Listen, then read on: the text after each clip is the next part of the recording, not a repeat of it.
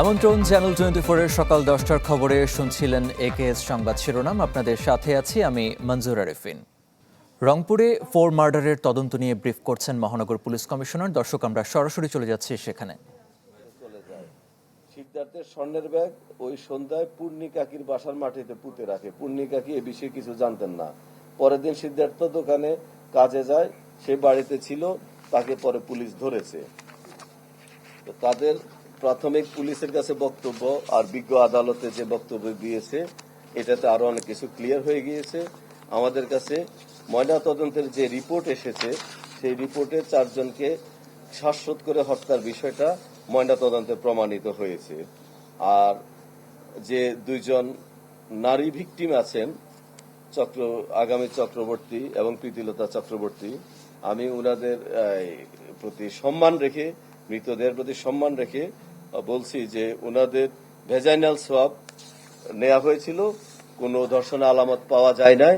আর অ্যাসফেক্সিয়া বা গলায় শ্বাসরোধ করলে, এটা আপনারা জানেন, এটা যাদের অভিজ্ঞতা আছে, বীর্য বের হয়ে যায়, মলমূত্র বের হয়ে যায়। এই বীর্য হলো ওই ডেড বডির বীর্য, এটা অন্য কোনো বাইরের বীর্য না। আর এটা আমরা একটা দেখছি যে একজন ডোমের কথা একটু প্রচলিত হয়েছে, সেখানে কিন্তু বলছে যে তার বীর্য বের হয়েছে, অর্থাৎ ভিকটিমের।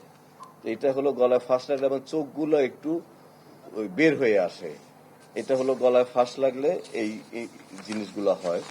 আর পোস্টমর্টমের রিপোর্টে এগুলো ক্লিয়ার হয়ে গিয়েছিল। এরপরে মুগ্ধ দাসকে যে অ্যারেস্ট করা হয়েছে, মুগ্ধ দাসকে অ্যারেস্ট করার সময় সে দৌড়ে পালিয়ে যাচ্ছিল। পালিয়ে গিয়ে 3 কিলোমিটার দূরে গিয়ে সে একটা শ্মশানের মধ্যে আশ্রয় নেয়। সেই শ্মশানের যে কেয়ারটেকার বিদ্যুৎ দাস শ্মশানের গার্ড, সে একাই থাকে শ্মশানে। বিদ্যুৎ দাসের সাথে আমরা কথা বলেছি, তিনিও কোর্টে 164 দ্বারা জবানবন্দি দিয়েছেন। বিদ্যুৎ দাসের সামনে গিয়ে সে খুব টায়ার্ড হয়ে পড়ে এবং বলে যে, দাদা আমাকে একটু পানি দাও, আমাকে একটু আশ্রয় দাও, আমি তো গণপতি স্যার সহ 4 জনকে খুন করে চলে আসছি, আমি এবং সিদ্ধার্থ দাস। তো এরপরে সে পানি দিতে এবং আশ্রয় দিতে অস্বীকার করে, যে যেহেতু খুন করছে, খুনের কথা স্বীকার করছে, খুনিকে আশ্রয় দিলে সে বিপদে পড়তে পারে, এজন্য সে আশ্রয় দেয় না। এর পরক্ষণেই পুলিশ সেখানে পৌঁছে যায়, পুলিশ তাকে টেক ওভার করে হ্যান্ডকাপ লাগায় নিয়ে আসে। তো সে বিদ্যুৎ দাসের বক্তব্য আমরা নিয়েছি। সিদ্ধার্থ দাসের মা জানিয়েছেন তাদের সাথে, অর্থাৎ এই গণপতি স্যারের পরিবারের সাথে খুব একটা মিশতেন না। উনারা, আপনারা জানেন, এই হিন্দু সম্প্রদায়ের মধ্যে জাতের একটা বিষয় আছে। স্যাররা ছিলেন ব্রাহ্মণের জাত, আর অন্যরা ছিল মাসুয়া পাড়ার। একটু জাতের একটা পার্থক্য ছিল, এটা যার জন্য মেশা কম হতো।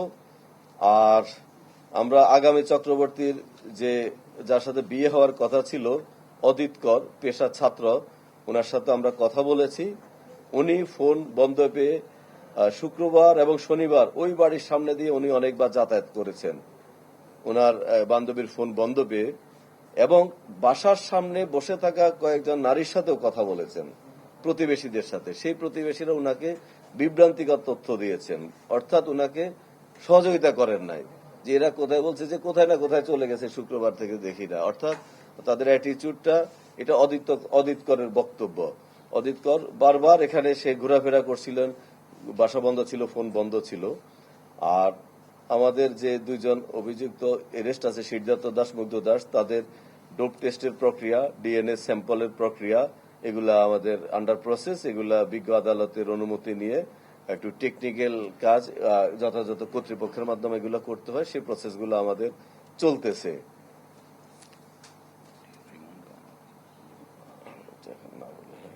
আর যে বন্ধুর সীমান্ত দেশের বাসায় ওই ঘটনার আগে তারা 3টা ইয়াবা সেবন করেছিল, সেই সীমান্ত দাস কোর্টে স্বীকারোক্তিমূলক জবানবন্দি দিয়েছেন সাক্ষী হিসাবে। তো এই হলো আমাদের অগ্রগতি। আর মামলাটা এখনো তদন্তাধীন, এখনো চলমান রয়েছে। মামলাটার পরবর্তী কোনো আপডেট পেলে, যেহেতু এই মামলাটা অত্যন্ত চাঞ্চল্যকর মামলা, দেশ বিদেশের জনগণের সবার এটা জানার প্রতি আগ্রহ আছে, আমরা আপনাদেরকে ডেকে পরবর্তী তথ্য।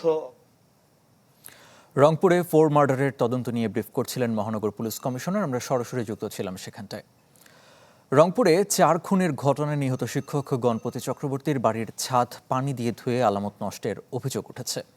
বুধবার রাতে গণপতি চক্রবর্তীর বাড়ির পাশের দেবু বর্মনের বাড়ির 3 তলার ছাদ থেকে দেখা যায় গণপতির বাড়ির ছাদ পানিতে ভেজা। এই ঘটনায় আসামি সিদ্ধার্থ দাসের স্বজনের দাবি, আলামত নষ্ট করতেই ছাদে পানি দিয়ে ধুয়ে ফেলা হয়েছে।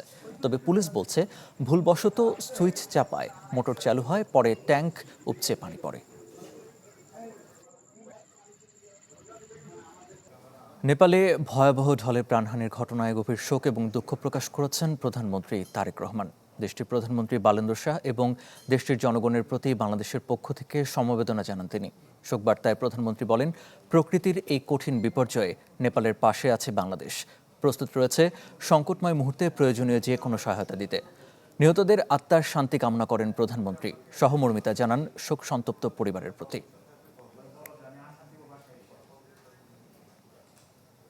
1971 থেকে 2024 সব গণতান্ত্রিক আন্দোলনে অনুপ্রেরণা ছিলেন জাতীয় কবি কাজী নজরুল ইসলাম। একথা বলেছেন বিএনপির ভারপ্রাপ্ত মহাসচিব রুহুল কবির রিজভী। কবির 50তম মৃত্যুবার্ষিকীতে নেতাকর্মীদের নিয়ে সমাধিতে শ্রদ্ধা জানান তিনি। বলেন, কাজী নজরুল ইসলামের লেখনী এখনও সবার অনুপ্রেরণার উৎস। শ্রদ্ধা জানিয়েছেন কবি পরিবারের সদস্যরাও। এর আগে শ্রদ্ধা নিবেদন করেন বিশ্ববিদ্যালয়ের শিক্ষক, শিক্ষার্থী ও কর্মকর্তা কর্মচারীরা। ফাতেহা পাঠ এবং দোয়া মনোজাত করেন বিদ্রোহী কবির রুহের মাগফিরাত কামনায়। সমাধি প্রাঙ্গণে অনুষ্ঠিত হয় আলোচনা সভা। সভাপতিত্ব করেন ঢাকা বিশ্ববিদ্যালয়ের উপাচার্য অধ্যাপক ডক্টর ABM ওবায়দুল ইসলাম। তার লেখার মধ্যে দিয়ে বাংলাদেশের এই বাঙালি জাতিকে জাগিয়ে তুলেছেন এবং তার ব্রিটিশ বিরোধী আন্দোলনে তার অবদান, সে অবদান স্বাধীনতাকামী মানুষ একজন, মুক্তিকামী মানুষ একজন। তার যত গান, কবিতা আমাদের প্রাণকে অনেক অনুপ্রাণিত করেছে এবং আমরা যেন কবির সেই কথাগুলো মনে রাখি, মানুষকে ভালোবাসতে শিখি।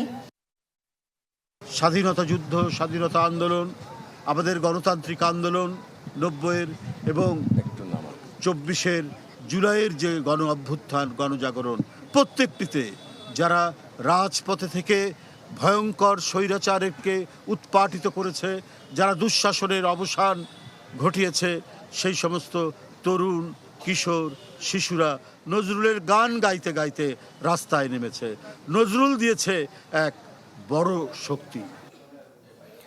বৈষম্য আর অন্যায়ের বিরুদ্ধে সোচ্চার ছিলেন কাজী নজরুল ইসলাম। বিদ্রোহ এবং প্রতিবাদে বাঙালির প্রেরণা তিনি। তাই তো জীবনাশনের অর্ধশত বছর পর প্রাসঙ্গিক তার কবিতা, গান আর সাহিত্য।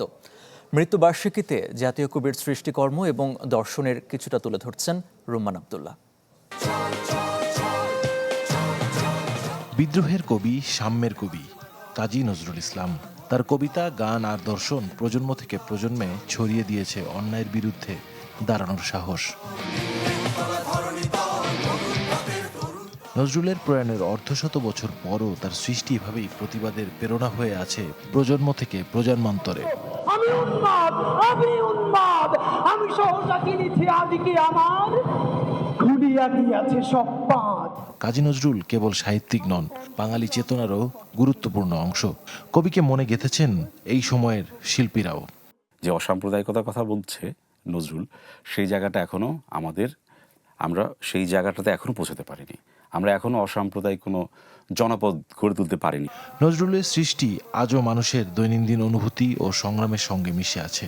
তার গান যেমন প্রেম বিরহের কথা বলে, তেমনি তার কবিতা শোষণ বঞ্চনার বিরুদ্ধে প্রতিবাদের ভাষা হয়ে ওঠে। তাই সময় বদলালেও কমেনি নজরুলের প্রাসঙ্গিকতা। জাতীয় কবি, ভালোবাসার কবি, কবিদেরও মহাকবি। উনি ইসলামের কবি, খোদারি প্রেমে সারা বিপুরিয়ে বেহুশ হয়ে রয়ে পড়ে। উনি নারীদের কবি, আলগা করগো খোপার বাঁধন, মোর প্রিয়া হবে এসো রানী। এত অঙ্গে এত রূপ পৃথিবীর কোথাও নেই। তার যে অসংখ্য রচনা রয়েছে সেগুলো যেন প্রত্যেকে পাঠ করে, অনুধাবন করে এবং চর্চার মধ্যে নিয়ে আসে, সেই প্রয়াস আমরা শুদ্ধ মঞ্চের পক্ষ থেকে নিচ্ছি। নজরুল চলে গেছেন, কিন্তু রেখে গেছেন এমন এক সৃষ্টির ভাণ্ডার যা বারবার নতুন করে কথা বলে মানুষের সঙ্গে। তাই প্রয়াণ দিবসে তাকে স্মরণ মানে শুধু একজন কবিকে স্মরণ নয়, সাম্য, মানবতা আর অসাম্প্রদায়িক চেতনার কথাও নতুন করে মনে করা। রুম্মান আব্দুল্লাহ, চ্যানেল 24, ঢাকা। গাজীপুরের কোনাবাড়িতে আগুনে পুড়েছে ঝুটের গুদাম। নেভাতে কাজ করে ফায়ার সার্ভিসের 5টি ইউনিট। আরও জানাতে সরাসরি যোগ দিচ্ছেন সহকর্মী রফিকুল ইসলাম খান। রফিক, এই মুহূর্তের কি পরিস্থিতি, আগুন কতটা নিয়ন্ত্রণে এসেছে? সার্ভিসের পক্ষ থেকে ঘোষণা দেওয়া হয়েছে যে দেলুয়াবাড়ি যে আগুন লেগেছিল সেই আগুন ইতিমধ্যে তারা নিয়ন্ত্রণে এসেছে। বাস্তবতা হলো আপনাকে যদি একটু আমার পেছনে দেখায় তাহলে হয়তো দেখতে পাচ্ছেন আপনি যে এখনো কিন্তু আমরা দেখছি যে গোডাউন গুলো রয়েছে সেই গোডাউনে কিন্তু ধাঁধা করে আগুন জ্বলছে এবং চতুর্পাশ থেকে ফায়ার সার্ভিসের কর্মীরা পানি দিয়ে সেই আগুন নেভানোর কাজ করছে। যদিও ফায়ার সার্ভিসের দাবি করছেন যেহেতু চতুর্পাশ থেকে তারা আগুন তারা পানি মারছেন এবং চতুর্পাশের আগুনই কিন্তু নিয়ন্ত্রণে রয়েছে এবং মাঝখানে শুধু আগুন জ্বলছে। এই আগুন আর বড় হওয়ার সুযোগ নেই, এই কারণে আসলে ফায়ার সার্ভিসের পক্ষ থেকে নিয়ন্ত্রণ বলা হয়েছে। অন্যদিকে স্থানীয়দের সাথে আমরা কথা বলেছি, যে সমস্ত ঝুট গোডাউনের মালিক রয়েছে তারা যেটি জানিয়েছেন ভোর 5:30 নাগাদ আগুনের সূত্রপাত হয়। প্রথমে একটি গোডাউনে আগুন লাগলো, পরবর্তীতে কিন্তু আরো 6টি গোডাউন সহ 7টি গোডাউনে আগুন ছড়িয়ে পড়ে এবং প্রথম ফায়ার সার্ভিসকে খবর দেওয়া হলো, কিছুটা বিলম্বিতে ফায়ার সার্ভিস এসে এখানে পৌঁছেছে। সেটি অভিযোগ করছেন ঝুটের গোডাউনের মালিকরা। যদি যথাসময়ে ফায়ার সার্ভিসের কর্মীরা আসতো তাহলে হয়তোবা এই যে ক্ষতি হয়েছে সে ক্ষতি হতো না, সবগুলো ঝুটের গোডাউনে আসলে পুড়ে যেত না, সেটি ঝুট গোডাউনের মালিকরা দাবি করছেন। অন্যদিকে আসলে ফায়ার সার্ভিস পক্ষ থেকে জানানো হয়েছে তারা কিন্তু খবর পাওয়ার পরপরই আসলে তাদের যে ফায়ার সার্ভিসের ইউনিট একে 5টি ইউনিট ঘটনাস্থলে এসে তারা আগুন নিয়ন্ত্রণের কাজ শুরু করে এবং 9:30টার দিকে সেই আগুন নিয়ন্ত্রণে আসে। তো ঝুট গোডাউনের মালিকরা দাবি করছেন প্রতিটি গোডাউনে কিন্তু 1 থেকে 1.5 কোটি টাকার করে তাদের যে মালামাল ছিল সেই মালামাল আসলে সেগুলো পুড়ে গেছে। তো আসলে এই যে বিপুল সংখ্যক ক্ষতি হয়েছে। অন্যদিকে আমরা ফায়ার সার্ভিসের কাছে কিন্তু জানতে চেয়েছিলাম কি আগুনের সূত্রপাত এবং ক্ষয়ক্ষতির পরিমাণ, তারা কিন্তু জানাতে পারেনি। ফায়ার সার্ভিস যেটি জানিয়েছেন, আগুন নেভানোর পর ঝুট গোডাউনের মালিক এবং আশেপাশের লোকজনের সাথে কথা বলে তারপরে তারা জানাবে আগুনের সূত্রপাত এবং ক্ষয়ক্ষতির পরিমাণ। এই ছিল এখান থেকে সর্বশেষ খবর। রফিক, ধন্যবাদ আপনাকে। দর্শক, গাজীপুর থেকে যুক্ত হয়েছিলেন সহকর্মী রফিকুল ইসলাম খান, জানাচ্ছিলেন সেখানের সবশেষ পরিস্থিতি। নেই গ্যাস, বন্ধ চুলা, তাই ঝুঁকি নিয়ে 6 মাস ধরে তিতাসের সঞ্চালন লাইনে পাম্প বসিয়ে পানি সরাচ্ছেন স্থানীয়রা। জেনেও ব্যবস্থা না নেওয়ার অভিযোগ সংশ্লিষ্টদের বিরুদ্ধে। এই অবস্থায় সমস্যা চিহ্নিত করে দ্রুত গ্যাস সরবরাহ স্বাভাবিক করার দাবি গ্রাহকদের। আশরাফুল আলম আকাশের রিপোর্ট। পাম্প থেকে পানি তোলার এই দৃশ্য রাজধানীর মুগদার উত্তরমান্ডা এলাকার। সাদা চোখে এমনটা দেখালেও একটু গ্যাসের জন্য জীবনের ঝুঁকি নিয়ে তিতাস গ্যাসের সঞ্চালন লাইনে পাম্প বসিয়ে পানি সরাচ্ছেন স্থানীয়রা, তাও আবার সবার সামনেই। গত 6 মাস ধরে নিয়মিতভাবে, যা জানে খোদ তিতাসও।